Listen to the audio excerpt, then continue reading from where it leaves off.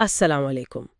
آج ہم فزکس کے ایک بہت ہی دلچسپ موضوع پر بات کریں گے، کشش ثقل یعنی گریویٹیشن، اور خاص طور پر دو مشہور نظریات کا جائزہ لیں گے، نیوٹن کا نظریہ اور آئنسٹائن کا نظریہ۔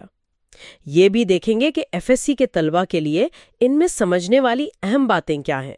وعلیکم السلام۔ جی بالکل، بہت اہم موضوع ہے۔ ہم نیوٹن کے قانون کشش سے آغاز کر سکتے ہیں۔ یہ قانون دیکھیں بتاتا ہے کہ کائنات میں ہر دو اجسام ایک دوسرے کو اپنی کمیتوں یعنی میسز کی وجہ سے کھینچتے ہیں، اور یہ کشش کی قوت ان کی کمیتوں کے حاصل ضرب کے براہ راست متناسب اور ان کے درمیان جو فاصلہ ہے اس کے مربع کے بالعکس متناسب ہوتی ہے۔ یہ تو بنیادی تصور ہے جو ہم اسکول سے پڑھتے آئے ہیں۔ ٹھیک، یعنی نیوٹن کے مطابق کشش ثقل اجسام کے درمیان ایک آپ کہیں پوشیدہ کھینچنے والی قوت ہے، ایک فورس ہے۔ لیکن آئنسٹائن نے تو اس تصور کو بالکل ہی بدل دیا ہے نا۔ انہوں نے یہ نہیں کہا کہ نیوٹن غلط تھے شاید، بلکہ یہ کہ کشش ثقل وہ چیز ہے ہی نہیں جو ہم سمجھ رہے تھے۔ جی ہاں، آپ نے بہت اہم نقطہ اٹھایا۔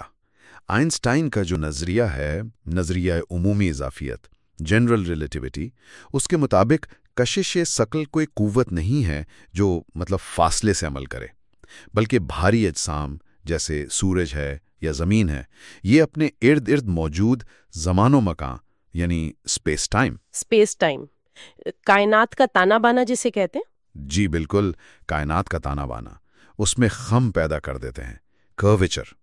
زمان و مکان میں خم، یہ تصور تھوڑا سمجھنا مشکل ہے، اس کی کوئی مثال دے سکتے ہیں؟ جی، اس کی سب سے عام مثال دی جاتی ہے ربڑ کی ایک تنی ہوئی چادر کی، ربڑ شیٹ انالوجی۔ آپ فرض کریں کہ چادر کے بیچ میں ایک بھاری گیند رکھتے ہیں جیسے بولنگ بال، تو کیا ہوگا؟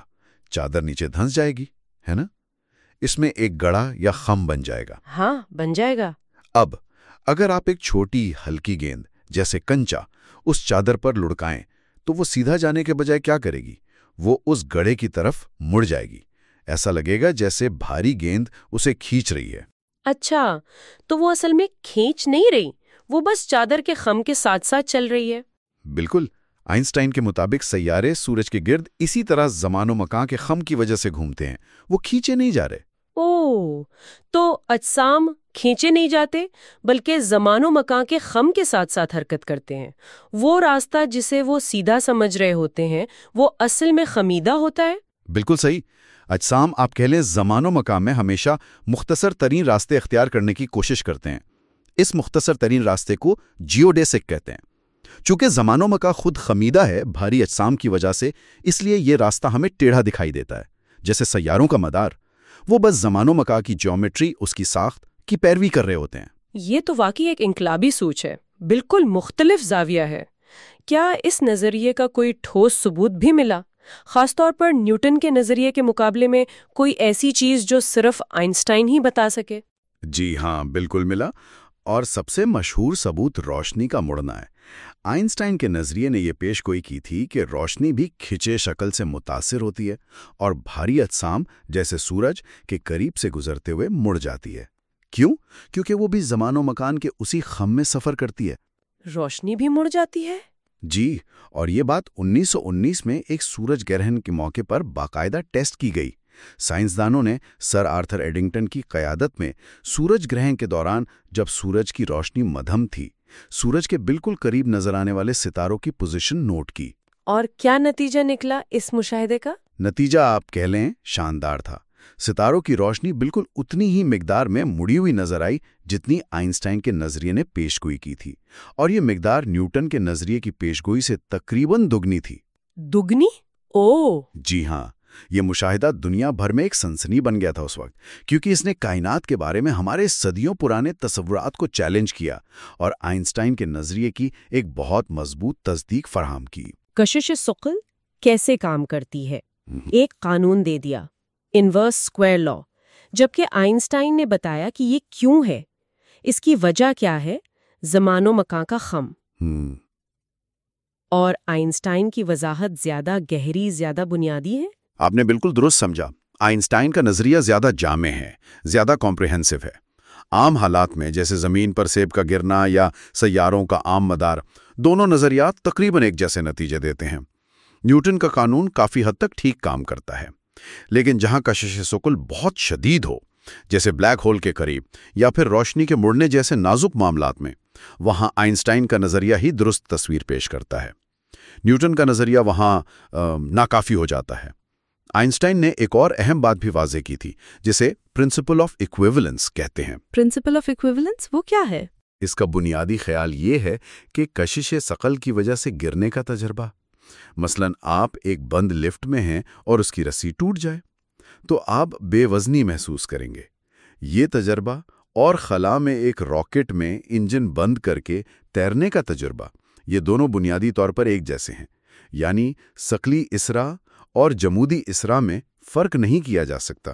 اچھا، یہ بھی بہت دلچسپ نکتہ ہے۔ تو یہ سب جاننا ایف ایس سی کے طلباء کے لیے بہت ضروری ہے۔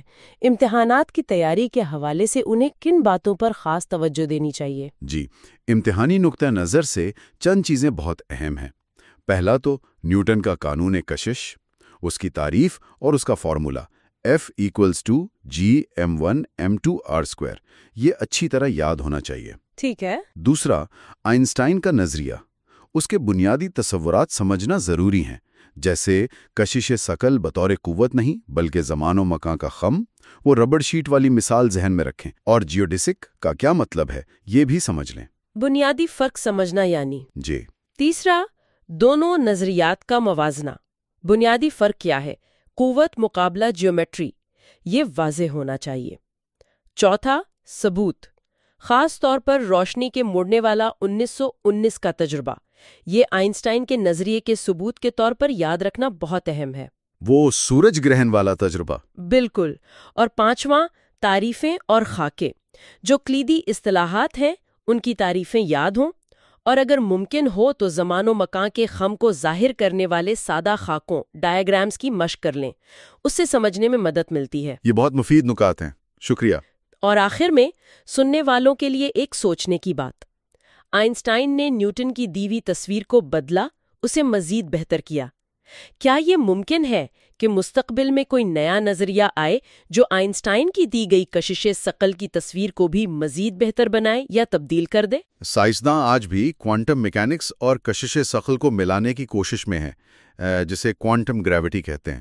شاید اگلا بڑا قدم وہیں سے اٹھے۔ علم کا سفر تو جاری رہتا ہے۔